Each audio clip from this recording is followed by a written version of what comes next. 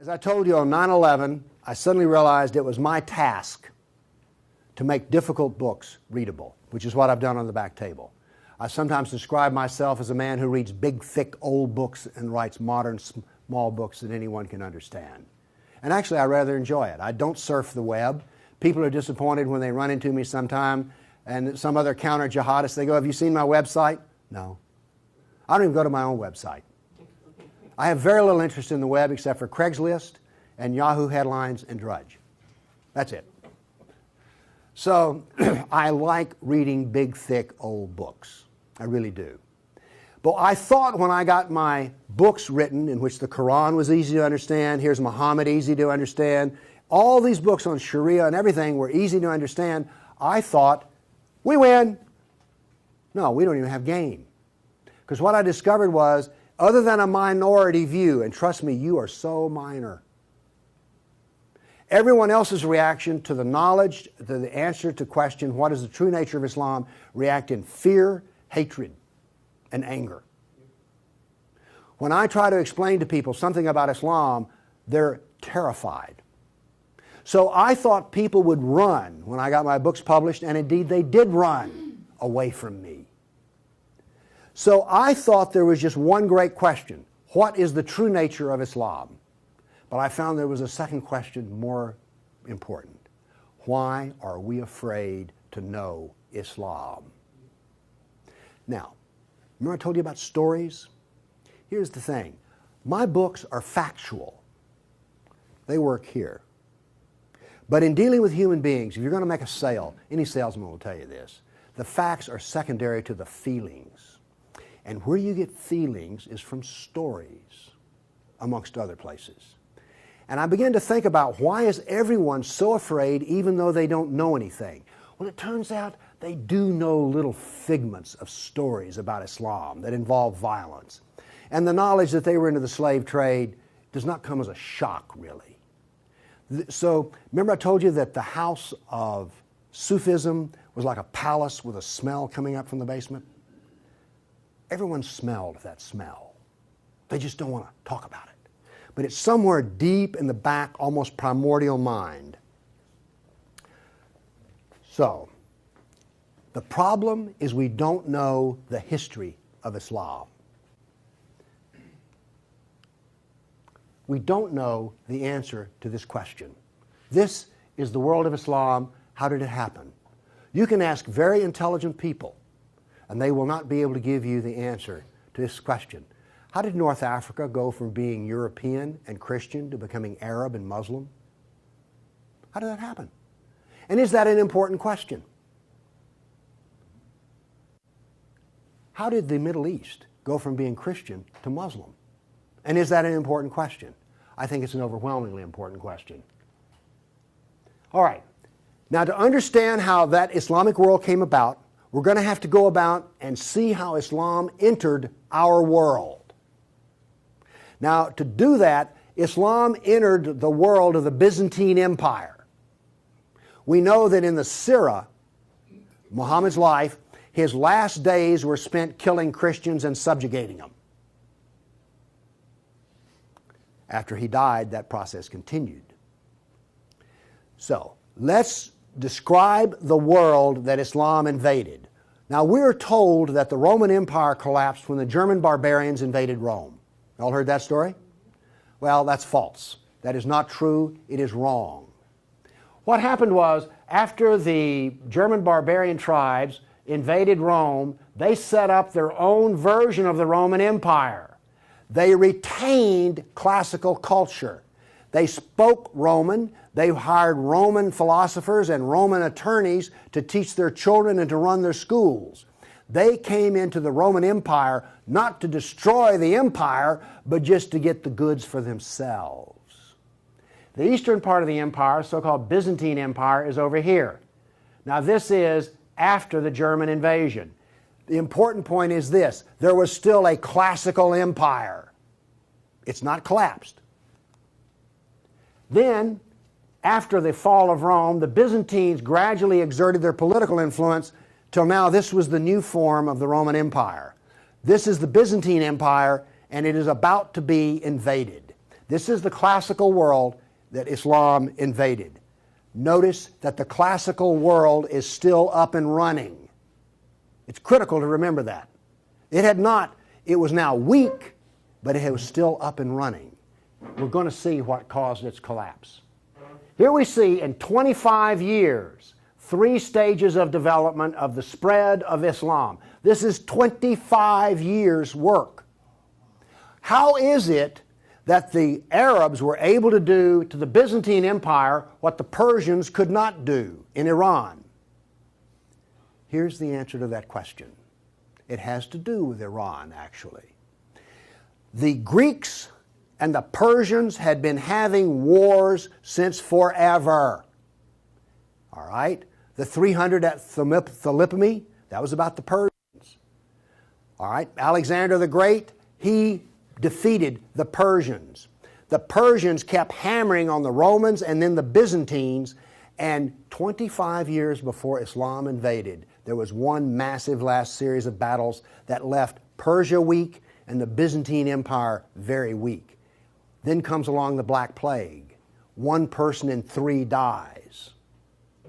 So the Byzantine Empire, when Islam invaded, had been weakened by a long war with Persia and the loss of 1/3 of its population.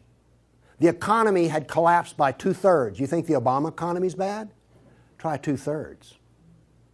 So we had an empire that was weak, invaded by people with a mission. Now what's important here is these 3 different shades of green represent the different caliphs. This empire is beginning to build here came from people who could be described as the apostles of Muhammad. Why is it important to know that? They knew Muhammad. They held his hand. One of them, Ali, married his daughter. Abu Bakr was his father-in-law. These people are not just brothers in the religious sense, they're brothers in the family sense. They knew Muhammad like I know my wife. And what did they do? Did they go out preaching the Quran? No, they didn't. They picked up their swords, got on their camels and horses, and went out whacking Christians and Persians. That is, this is the true nature of Islam. Here you see it. This is the fruit on the tree. Massive destruction. Now notice something else that's happened here. Egypt is the breadbasket of the Mediterranean. Syria, the heart of the intellectual world of the classical empire. In 25 years, the classical civilization lost its ability to feed itself and lost its biggest brain trust. This destroys classical Christianity. Christianity that we have today is a bloody stump of the original Christianity. Why? This destroyed the heart of it, transformed it. The first stage of the annihilation of classical empire, gone. The heart of it's gone. Okay. A century later, notice over here in Spain, 750 AD, Spain is already Muslim. This is rapid fire conquest. This is going to become very important because this happened as it were in the life of a nation overnight. This brutal assault is the key as to why we fear Islam. Now then, you're next going to see history that you've not heard before. I'm not a historian, but I am a scientist. And I can reason from data. I knew, once I read the story of Muhammad, that I had been fed a pack of lies about what caused the Dark Ages. Roman barbarians didn't cause the Dark Ages. First off, why would these barbarians were Germans?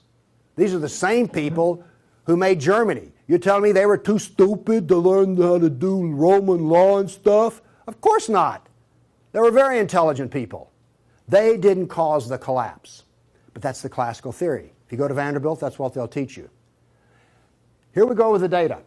There has recently been a lot of classical ancient works that have been translated and put into a database format so they can be accessed.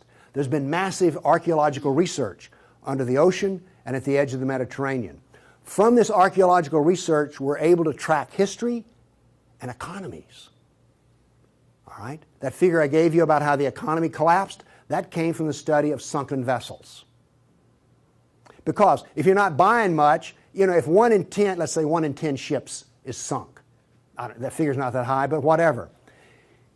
If you see a lot of sunken ships, there was a lot of ships sailing around. When they go down, the economy goes down.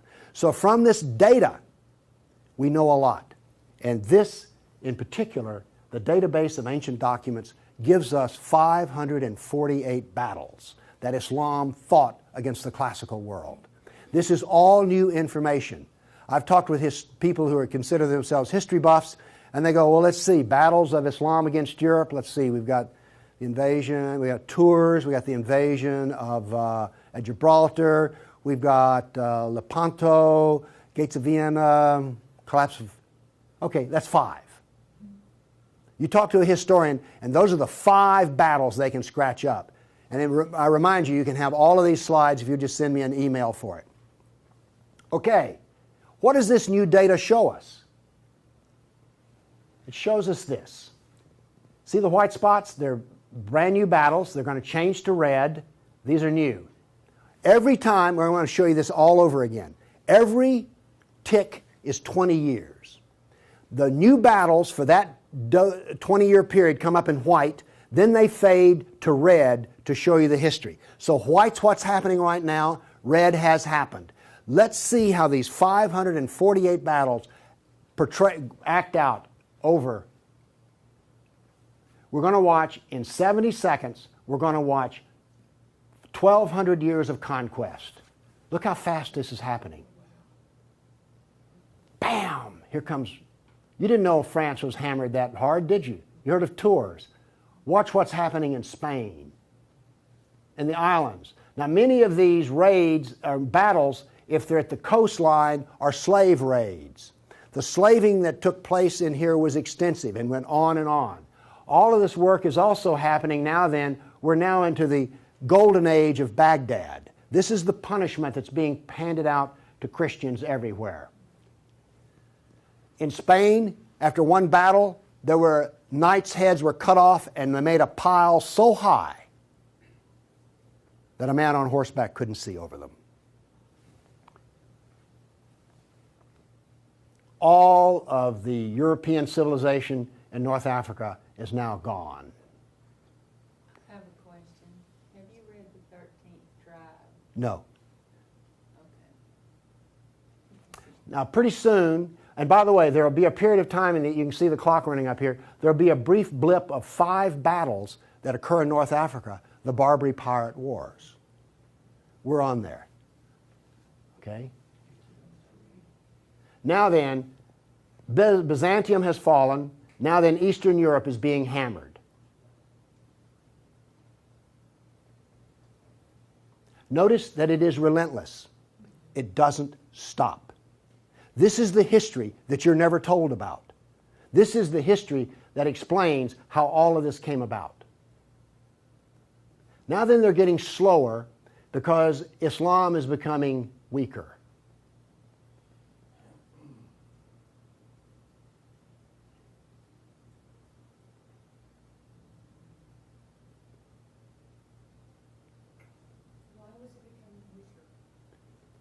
Corruption.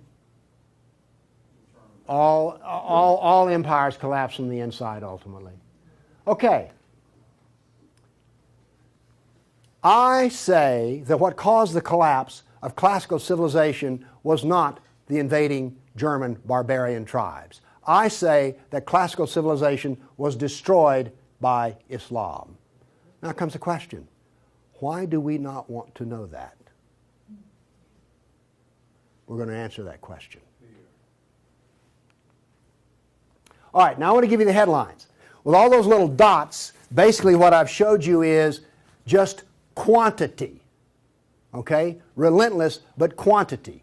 Now I'm going to give, we gave you 1,200 years of battles in like 70 seconds. Now we're going to go through in about 4 minutes. I'm going to give you the headlines from each century so you will know the emotional tone of what is happening. All right, 7th century. Muhammad sent Khalid out, the sword of Allah, to the Jazima tribe to offer Islam. They refused. He annihilated every one of them. At the Battle of Oasis in Iraq, for 2 days he spent out rounding up the losers, put them in a dry stream bed, and cut off heads until the stream ran with blood. He then took the captain of the Zoroastrian Persian tribe. His wife was there. He cut off the man's head, let the blood drain into the soil, and raped his wife in the bloody soil. That was one of the companions of Muhammad. This is the nature of jihad. Where did Khalid learn how to do that? From Muhammad. From Muhammad at the Battle of Khaybar. Umar conquered Jerusalem, and every Jew and every Christian became a dhimmi, which is a third-class semi-slave. You're now going to see, for the next few centuries, you're going to see Golden Age. We're told this myth of the Golden Age, how wonderful Islam is. So here's what's happening during the Golden Age. They started attacking Sind, which is the Hindus. 26,000 Hindus died. Armenian nobles were herded into a church after a debate, and the building burned down on top of them. At Ephesus, 7,000 Greeks are enslaved. We're still having the Golden Age. All new churches were ordered destroyed. At Amorium, there was massive enslavement of all the Christians. The Egyptian Christians revolt over the jizya, which is the dhimmi tax under the Sharia. Churches are burned, vineyards destroyed. 10th century was still in the Golden Age. In Thessalonica, 22,000 Christians enslaved.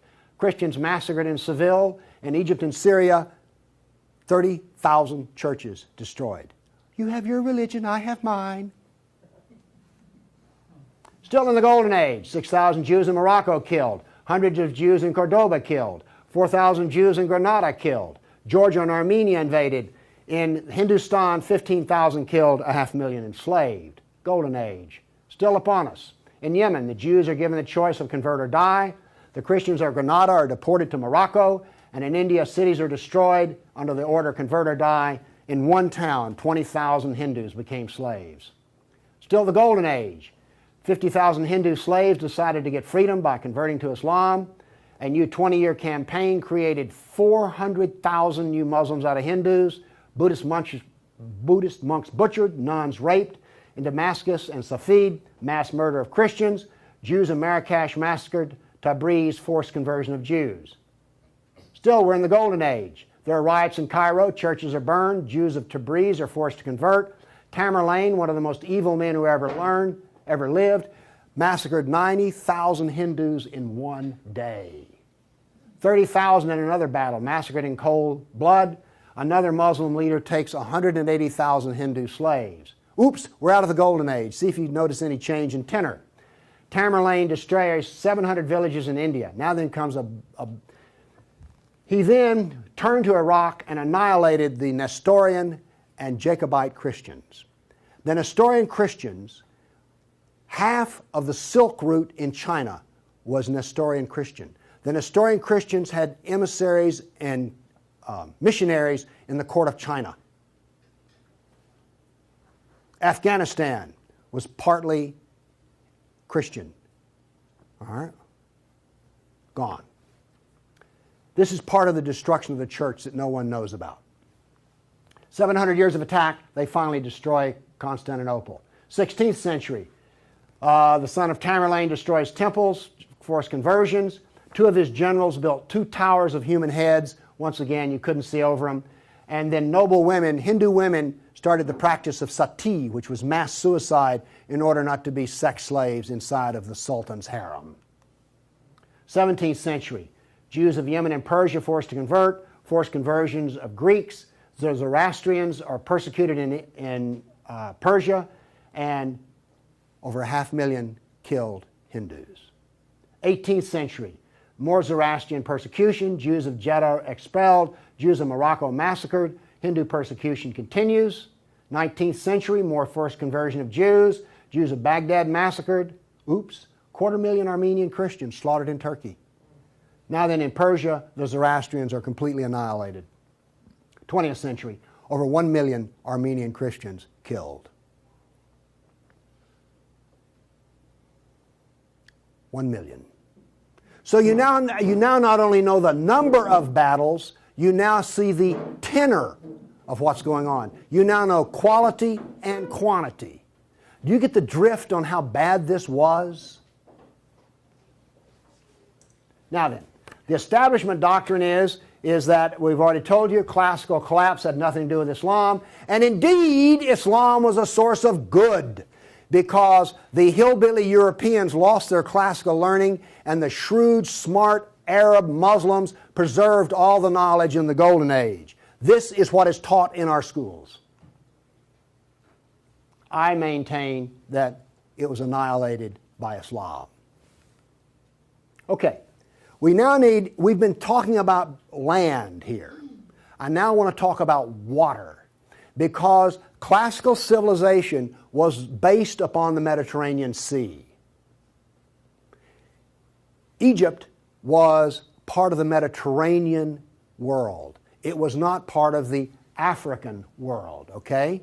Because to go from Alexandria, Egypt to Nigeria was a lifetime. But you could get on a ship and be there in 10 days. Does this make sense? It was cheap transportation. You could haul a ton of grain from Egypt to Rome as much as it cost 75 miles by ox cart. This is important. I'm going to be driving back on the interstate after I finish talking here. I do not expect to be attacked or shot at on the way. I presume that the interstate is safe travel. It used to be that way under the Roman peace. That ended. The importance of naval work, as many as 500 boats could be in the harbor of Constantinople. The collapse of the freedom of sea. Let me show you something. Now we know this from history, the data. Rome used to communicate with France by boat. After Islam, they went overland through the Alps. Why did they do that? There was no longer freedom of the sea. Here's interesting. The Black Plague was a known problem in the Mediterranean. It used to take 4 months to get from here to Constantinople because there was sea trade back and forth. Well, that was eliminated. So now then, when there was an outbreak of the Black Plague, it went from harbor to harbor, all around here, and it took 4 years to get to here. Do you see the point I'm making? There was that little freedom of trade. As a merchant striking out to do business, you could wind up with your ship gone, your goods gone, and you're in chains, enslaved. By the way, this cuts down a lot on commerce. A brag. The Christians couldn't float a plank on the inland sea. What did this do? It isolated Europe and impoverished Europe. So, you know the business of the Barbary pirates? You know the business of the Somali pirates? Same. It is Sunnah. It is Sunnah, the way of Muhammad. There's a famous hadith which is repeated endlessly in which Muhammad awakes in a dream and he sees his jihadists sailing the inland sea. Islam always practices, where possible, economic warfare. Muhammad attacked caravans. What was attacked in New York? Ooh, Trade Center. This, economic warfare. I am an admirer of Islamic civilizational war methods. They're superior to everyone else's thinking in war. They use everything for war. Everything, including the womb. This was an economic jihad. There were 3, you've heard of the Dark Ages? Well, there were 3 Dark Ages. One in Europe, one in Turkey, one in North Africa. You weren't told that, were you? Wonder why. Here we see some ruins. What's the importance of these ruins? Well, they're up and standing. What happened to all the ruins in Rome? Well, the people who were still living there used them as quarries. They harvested them. The Colosseum remained simply because it was so big. What does this tell us here? If all this stone is still stacked up, there were no people. The invasion of North Africa was so brutal and so fast that it actually left in the harbor a layer of silt. Here's how that happened. North Africa used to be farmland, irrigated farmland. The Romans, clever men that they were, put along the roads in North Africa olive trees for shade and for keeping the road fixed for free. Because what would happen is you would bid on buying a lease on a stretch of Roman road in North Africa. You maintain the olive trees and the road, and you got to keep the olives. So the Romans got money from selling the lease, and then they got the road fixed for free, and somebody has a business making money. Is this clever or what? That all ended because the invading Arabs were not farmers, they were herdsmen. The people there were Christian, and so therefore, when the average Arab family would own 50 goats. They put their goats out into the fields of Christians, and the Christians as dhimmis had no right to protest. Between death and the erosion of the crops, there was this produced a layer of silt in the harbors. So that's how brutal, hard, and fast came about this collapse of economy in North Africa. What was left for a European economy? Furs, lumber, swords, and slaves. We're now really getting to one of the points where we don't want to know this history. Anybody here all real proud about how some of your ancestors were taken off a coast in Italy and then put into a harem in North Africa? And now you have children from that who are distant relations? You see, you may have distant relations in the Arab world you don't know about because 1 million Christians were sold into slavery. And by the way, the Venetians helped to do that. And another embarrassing piece of news is this. The Jews were very big in the trans-Mediterranean slave trade. Nobody comes out of this looking good. No one looks good. Are you also beginning to see, like, I don't think I want to know any more about this history at all? Okay? Are you catching on here? All right. Now, the other thing we're told that's so bad about Christianity and so pitiful about those poor Muslims are the Crusades. Who's ever heard this? Well, the Crusades, oh, that's so embarrassing. Gosh, you know, we got out of Europe, we went over there and invaded the Arab lands, and then we killed them and hurt them, and like, oh, I've heard preachers wallow in pity about how drastically bad the Crusades were. All right, first off, Islam, remember, destroyed 30,000 churches. The Jews and Christians were dhimmis.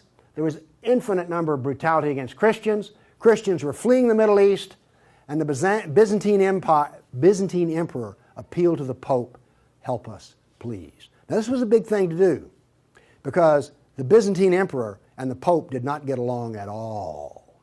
But these were desperate people. And what did the Pope look out and see? This is the world that he saw in 1100, the time of the First Crusade. Well, let's see. This much of Spain is Muslim, and we're getting our behind kicked on a regular basis. Oh, well, this Christianity's gone. Oops, this Christianity's gone. And look at all the battles in the non-Christian, in the areas that are still Christian. Do you see the geopolitical problem that the Pope was facing here? This was not just some, we'll saddle up, get on our horses, and go steal from them Arabs, which is what you're told. This is the political picture. But now then, let's do this. Let's look at a battle map for the Crusades. Let's be fair. I showed you the jihad map. Now here comes the Crusade battle map.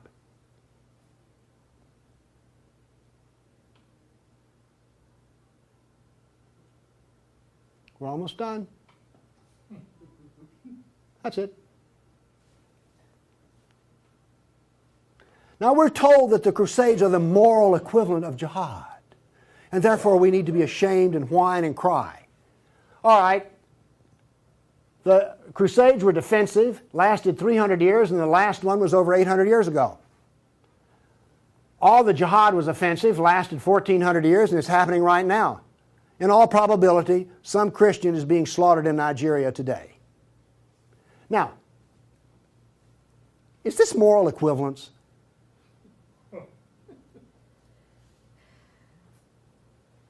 Why won't they teach this in a church school? So the ministers will stop, oh, the Crusades were just so terrible. No, the Crusades were one of the few times the church put steel in its spine. And then we apologize for it. Now then, let's go to the great benefits of Islam. We're told about two different golden ages. We're told about Andalus, the wonderful empire in Spain, in which there was multicultural peace, and Jew and Christian and Muslim all lived together in a golden age in Europe. You ever heard that? Well, here we go. This is the battle map of the golden age in Andalus. Now, while all this is going on, orders for slaves are being filled. The first slave order out of Spain was the Caliph ordered up 3,000 blonde virgins. They were shipped out of Spain. Battles are going on in which Christian knights die. But notice something here. The Christians won't quit fighting. This is going to take 700 years, and there's going to be nearly 150 battles fought. Where was this caliph located? There was more than one caliph at the time. This was a caliph in North Africa. Okay. Now then, looking at this, do you understand why when Isabel and Ferdinand were finally in full power, they told every Muslim in Spain to get out of here? They drove everyone out. Okay, my question for you is this. Was Andalus a multicultural golden age or a reign of terror? I claim it was a reign of terror, and it was not a golden age at all. And yes, there were a few people who had it good. The elites had it good. There were some rich Jews and rich Christians that had it good. Also, otherwise, there was constant war, slavery, and Christians had to wear robes so you could tell a Christian from a block away. And a Christian couldn't carry a sword, and they paid special taxes. And then we come to the question, why are we told this story? Now we have the Baghdad Golden Age. Here we go. This is all the battles that are fought during the period of the Golden Age in Baghdad. Now, not only are they as busy as they can be killing Christians, but they're also busy establishing the Sharia doctrine. They're also busy establishing the Hadith doctrine. And they're also busy in doing things like slave trading. You know all those exotic photo pictures you've seen of the harem? They're sort of pre-Playboy sexy, beautiful women in gauzy outfits. All of those women were Christians. Less romantic sounding, isn't it? The other thing that's happening in Baghdad is this. A new philosophy is being generated in which there is no cause and no effect. This turns out to paralyze the mind. Okay, those were all the battles that were fought during the mythical Golden Age.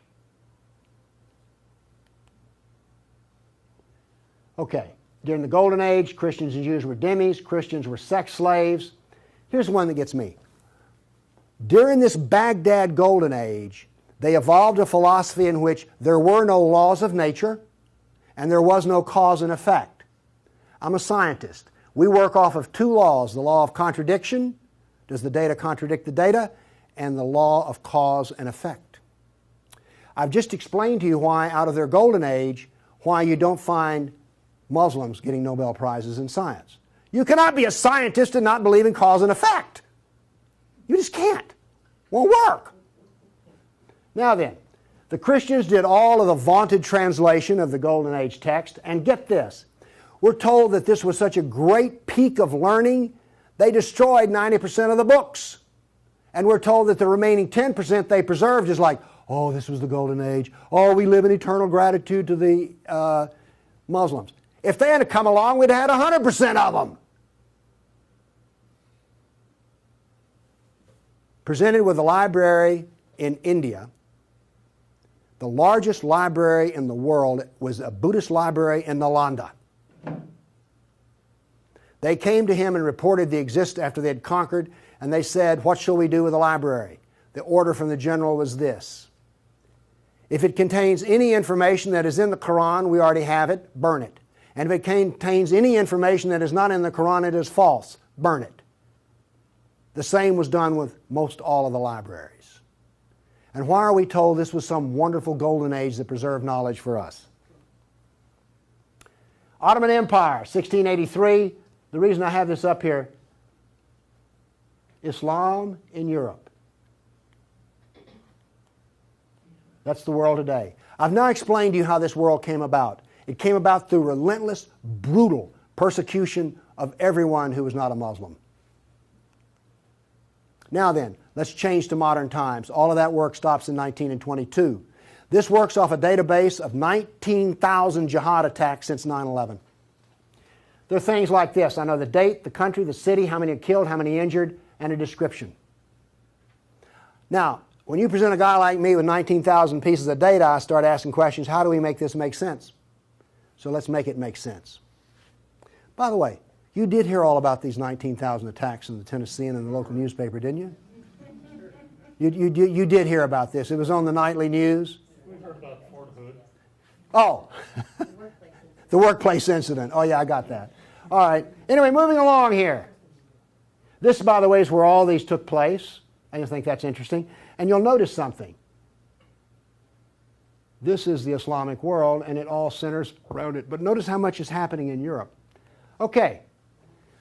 I take the data and I parse it and I divide it. I use Islamic doctrine to analyze this data.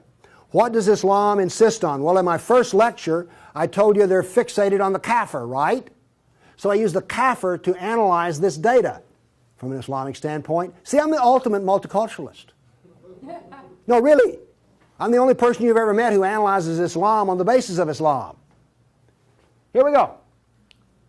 Here we have, in the last 10 years, the total number of attacks. In the green, we have Muslim on Muslim violence. You mean a Muslim will kill a Muslim? Really? They're doing it in Syria as we speak, right? Remember Iran, Iraq? Okay. Then we have the only one I care about. I mean, my motto here is sell weapons and intelligence to the loser. I'm very serious. You think I'm joking. I know. Okay, here's our story right here. Stays pretty level. That's interesting. By the way, there's hardly a day in which there's not a jihad attack. Modern jihad is relentless, just like classical. Oh, by the way, one of the things this curve proves right here, Islam is bad for Kafirs. Islam is bad for Muslims. Islam is bad for Muslim and non-Muslim. That's what this data shows us. You want to argue with that? Okay, modern jihad is relentless. But what did we see in the other battle map? It was relentless. There are two types of jihad, against the kafir and against Muslim. You see, every time they kill a Muslim, the reason in Syria they're killing other Muslims, they're not real Muslims. Okay? Now then, we've introduced, however, a new phenomena. The mom and pop non-state jihadi shop. Okay? All of those battles up to 1922 were out of the caliph. Okay? We now have non-state jihad. That is all that is different. Okay, jihad attacks per year. I just chose the top 4 nations. But this doesn't really give us what we want because Israel's teeny weeny and India's great big, so let's do this on per capita. Now then, Israel, I bet you were surprised about Thailand. You didn't know that Thailand was getting whacked on a regular basis, did you? And look, here's a Christian nation, the Philippines, ranks number 3. And then India was Hindu. Oops, wait a minute. Do you know what I just told you? Jihad is against the Jew, the Buddhist, the Christian, and the Hindu. This is the data. Now you go to these dialogues, these multicultural smoozes they have, where the preacher and the rabbi and the imam show up. The preacher and the rabbi show up to tie, the Muslim shows up to win. And then what does the Muslim tell them? Oh, the Christians and the Jews, they're people of the book. Oh, we're brothers in the religion of Abraham with the Christian and the Jew. You know, we're practically the same. We're brothers in Abraham.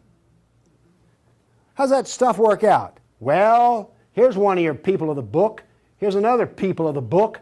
Turns out they'll kill a Jew, a Buddhist, a Christian, or a Hindu just as fast as they will another. So much for being brothers in the religion of Abraham. The data does not support the theory. Therefore, the theory is wrong. There is no brotherhood of Abraham except in the minds of people who occupy pulpits.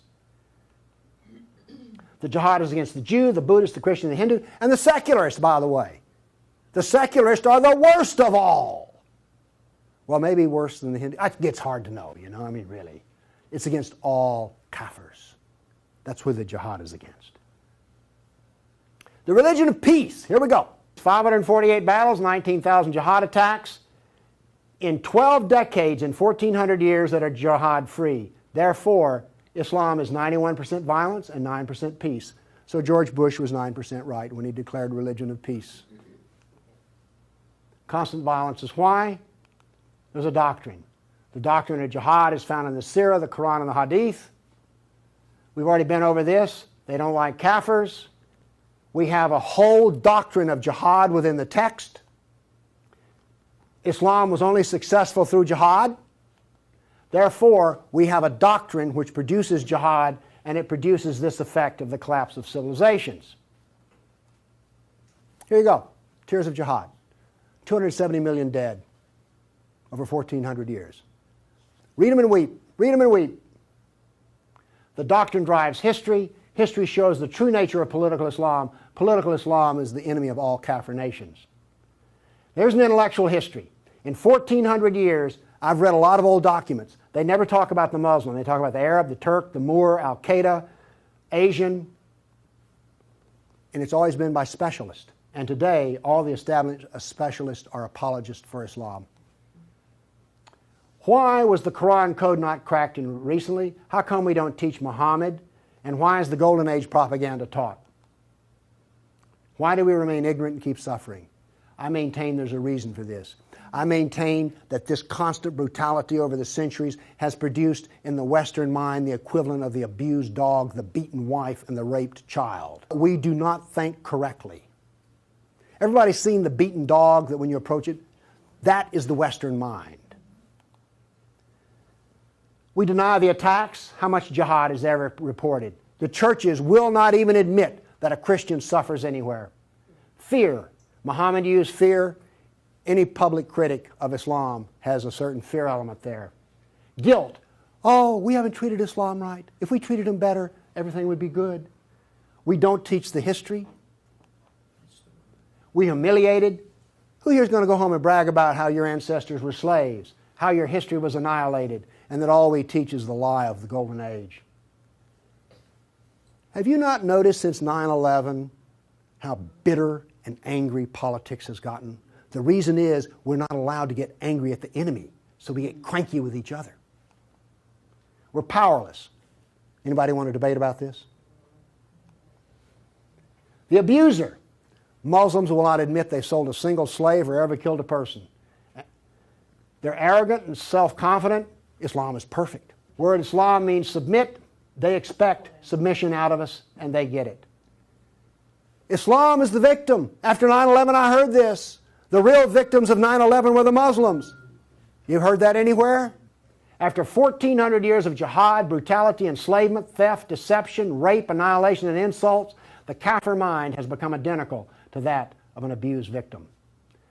Our only solution is to face our history and welcome it and embrace it. This is exactly the way we will heal our nation, is the way we heal a person who's been brutalized. You have to go back to the original event. And this is why we are afraid. Thank you.